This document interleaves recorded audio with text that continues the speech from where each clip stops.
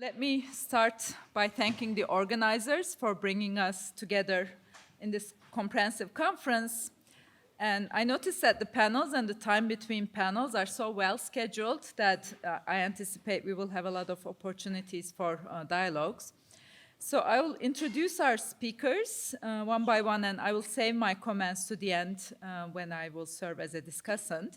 Our first speaker is Farhan Karim, who is an assistant professor of architectural history at the University of Kansas. Karim previously taught at the Bangladesh University of Engineering and Technology, as well as the University of Asia Pacific. So I'll invite Farhan here.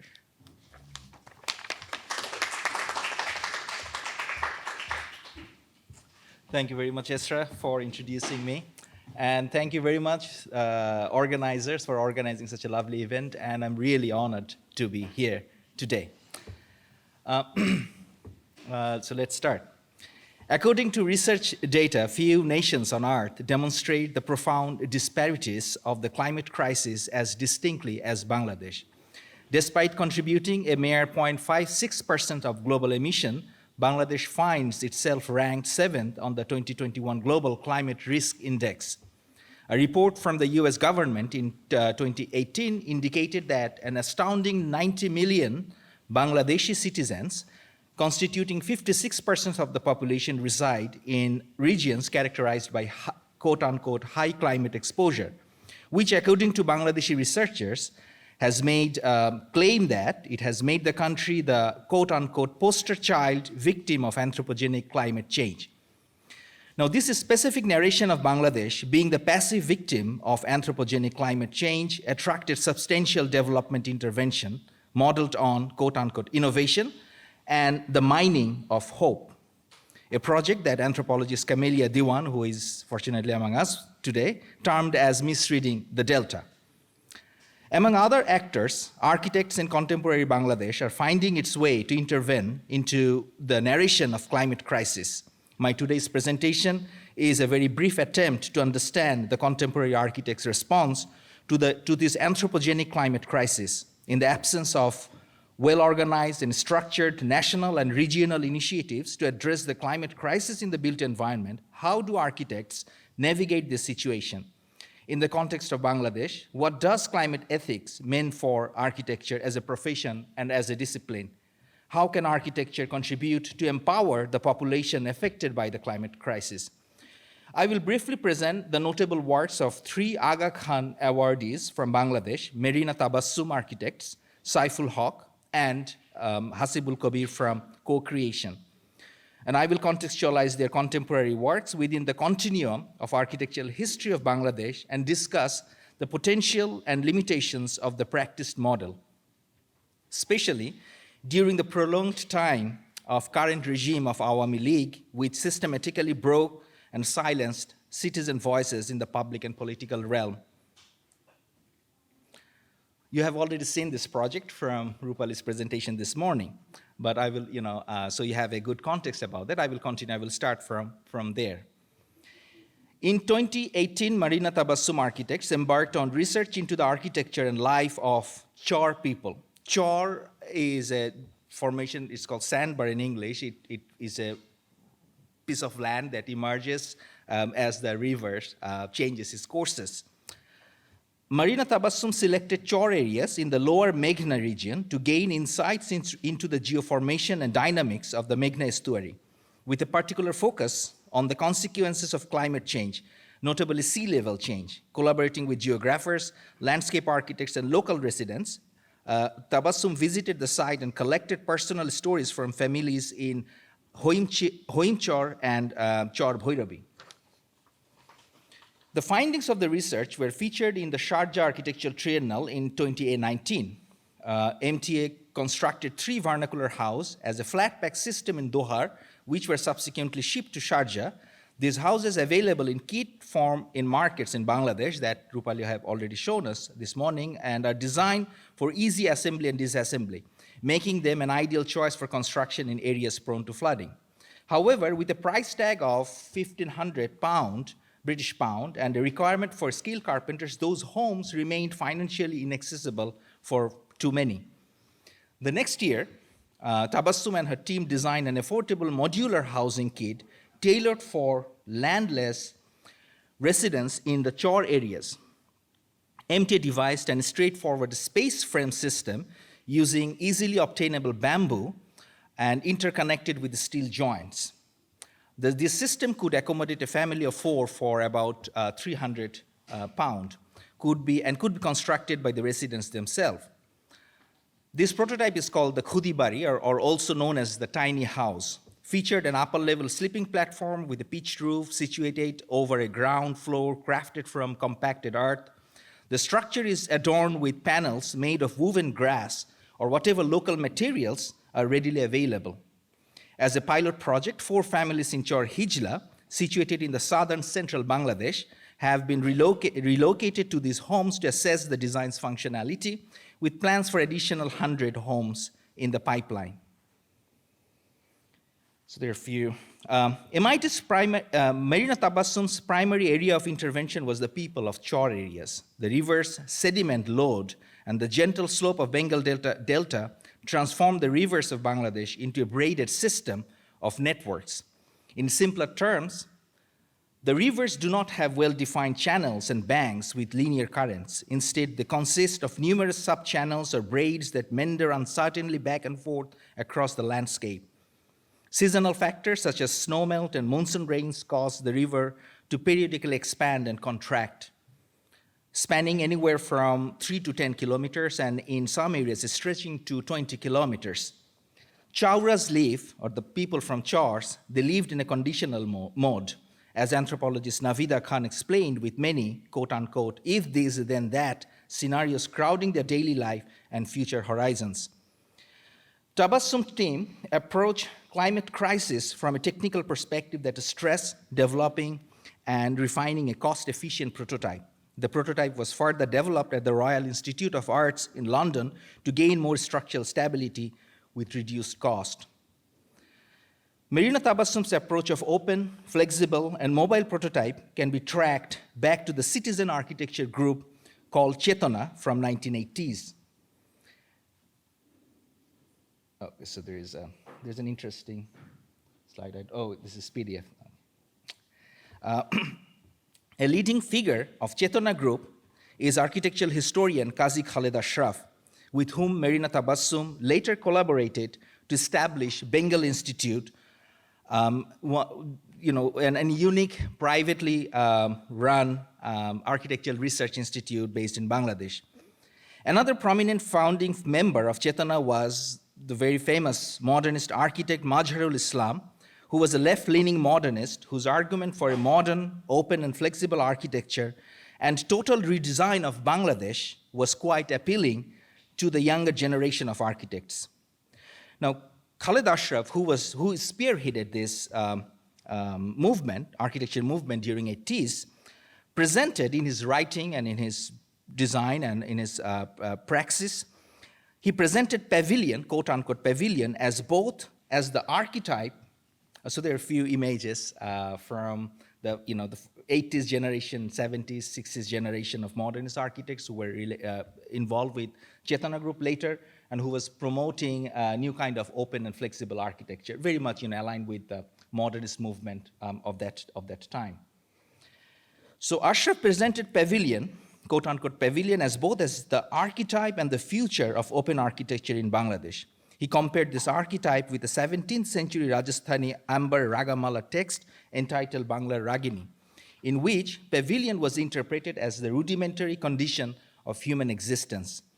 Ashraf argues for a conceptual dematerialization of architectural forms to strengthen the experiential dimension of architecture.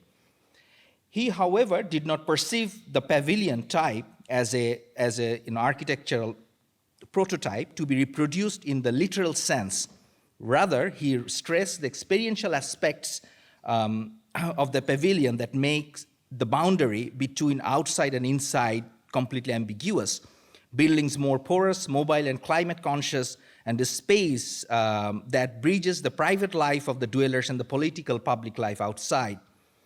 The pavilion paradigm, or the pavilion theory, remains a strong theme, not only in Tabassum's vocabulary, but a generation of architects who worked in 90s and early 2000s.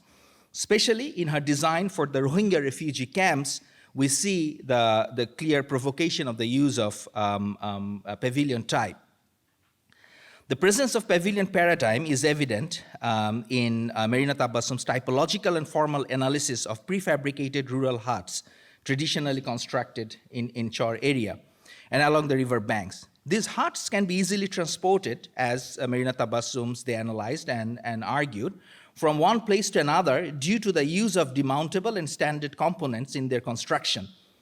So Tabassum's idea of quote-unquote moving huts cuts through a number of historical instances, ranging from Rudovsky's famed architecture with architects exhibition, and I'm kind of trying to provoke argument by juxtaposing Rudovsky's famous photograph from his exhibitions and the presentation of Tabassum's prototype.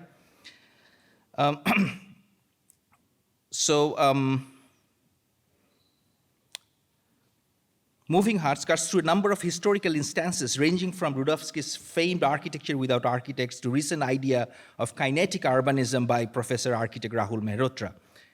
In Tabassum's interpretation, the hut also challenges the ways in which we understand land ownership as immutable and its fixed relationship with architecture, deriving from the colonial history of the rigid division between land and water on the one hand and the exclusive economic perspective of land as property on the other, as Tabassum argued. Concurrently, in recent time, Qazi Khaled Ashraf also reviewed his pavilion theory that he devised in early 80s and called for an expanded interpretation of pavilion intertwined with its ecology. His current work scrutinizes the relationship of the pavilion paradigm with the transient and ever-changing landscape of Bengal. So one of his writing, he wrote titled Building Bangladesh from Pavilion Form to Landscape Form, in which he basically reflect on his own intellectual journey from starting from pavilion paradigm to today's ecological consciousness as he's arguing. Now, the second example is architect Saiful Haq, who was another founding member of the same Chetana group. And he approached climate-sensitive architecture from a different perspective, similar but different perspective. His design of an amphibian school, using his language, for underprivileged children located in an area which is known as Kanai Chor, which is actually not a chor, but it's known as Kanai Chor, on the bank of a water body that is deemed undevelopable without filling up the wetland. The site is submerged in up to 3 meters of monsoon water for a third of the year. Rather than disrupting the ecosystem to create a stabilized mound for building on or erecting a structure on stilts that would have been too high in the dry season, Hawk opted for an amphibious structure anchored to the site that could sit on the ground or float on the water depending on the seasonal condition. The building's footprint was leveled using retaining walls of sandbags, and bamboo posts sunk 2 meters into the ground serve as anchoring points. Built of 3 types of bamboo, they were kept afloat by substructures of used 30 gallons of steel drums inserted within the frames that you can see here. The bamboo was purchased in neighboring villages and drifted along the river to the site. That used for the substructure, anchoring posts, and roof was climatically treated to remove any materials that could rot. All other elements were waterproofed by applying a liquid made from boiled local fruit, which is known as gab, a traditional Bangladeshi method. Now I will move to the second part of my discussion.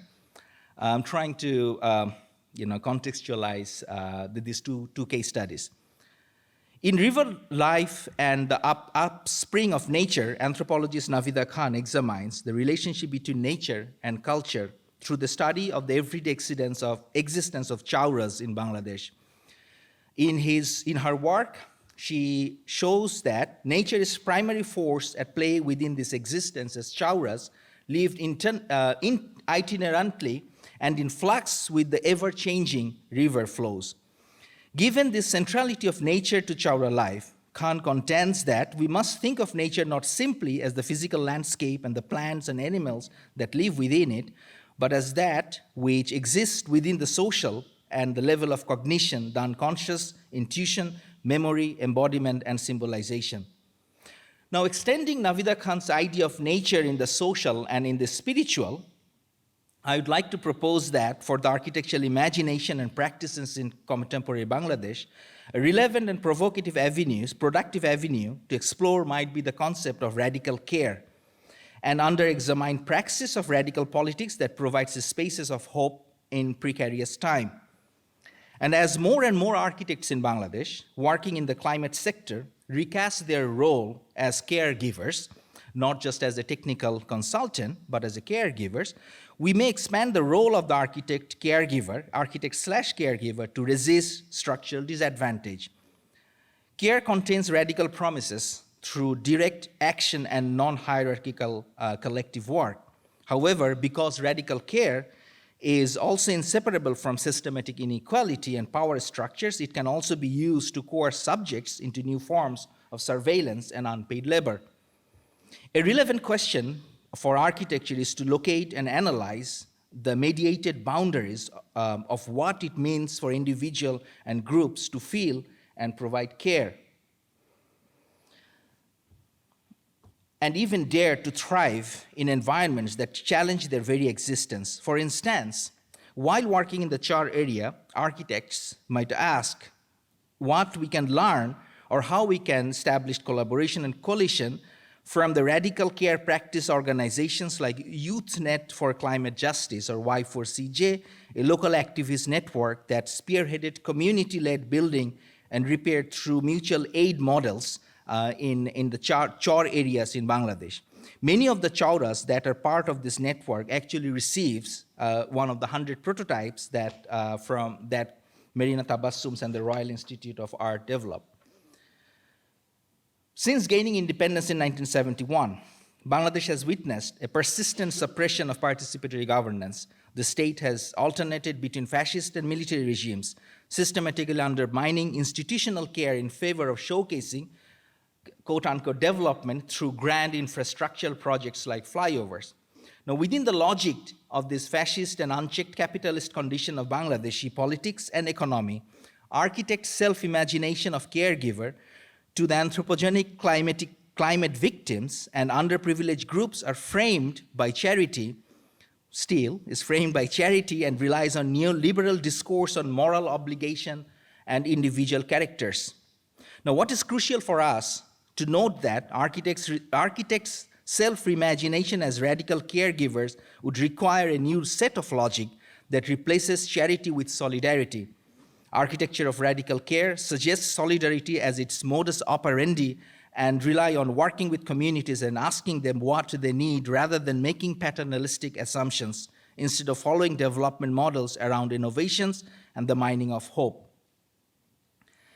The notion of reducing buildings' carbon footprint or closely monitoring the embedded energy in construction materials has not yet become commonplace in contemporary Bangladeshi architecture. Environmental certification process like LEED certification or any other similar environmental certification process is not also commonplace and are predominantly applied within the capitalist framework primarily for factories that supply the developed world. And the absence of a strong push for reducing a building's carbon footprints is understandable. I mean that whenever I talk to my architects, colleagues, and friends, they don't even taking into consideration of LEED certification, and they have their own fair logic for that. Because it's worth noting that Bangladesh as a nation contributes less than 0.5% of global carbon emission, and in this context, architects essentially don't see themselves as the problem solver or the problem creator of the root cause, as the root cause does not exist in Bangladesh, according to their interpretation. Rather, they consider themselves as caretaker for those impacted when institutions and infrastructures fail to support. However, the challenge for architects is to break free from the capitalist logic of caregiving solely based on technical innovations and new building prototypes, and instead embrace a radical form of caregiving that fosters solidarity within the community. Now, my last example is it's a group of architects spearheaded by, what's the name? Fine, okay. So Hasibul Kabir. And I would like to conclude presenting their, very, very briefly, we'll go through their work. Their work is mainly located in Jhinaidah, a small town in North Bengal. And instead of presenting a specific case study, I would like to just underline their method of practice. So they define co-creation, which is the title of their practice, as a collective way of imagination, operation, and execution in the first phase, and they engage the community to create a database of information of community need and community resource. Based on the information, they organize workshop to prioritize need and planning of resource. One outcome of the workshop that they have done in past several years was the knowledge that the small town have a need for organized public open space. Now, despite being situated on highland, Jhinaidah has many water bodies scattered all over, and citizens, they wanted to develop a citywide pond network. Conceptualizations and schematic designs were developed in collaboration with different groups in the community. The citizens around the pond selected participants among themselves. Citizen groups subsequently collaborated with the city organization and raised private funds to execute the design. Throughout the process, architects of co-creation facilitates the organizations and provide a structure to the community need, and eventually provide a creative and technical solution to the community need by establishing solidarity with the community. So there is they developed a series of structures, or they call ghat, around the water body, the river, and specialist few small private ghat for the women users that also have a changing room. So I'll just go through the slides just to give you an understanding of the outcome of the project. Now, the process of extending architect self-care outward and building a collective capacity for substantive political change requires hard work. And architecture as radical care refers to a relational set of discourse and practices between people, environments, and objects. Expanding the role of architecture in radical care, we may now ask how architecture can provide a space for conversation to build solidarity among climate migrants and the host community. How can architecture provide a space for conversation to build that solidarity?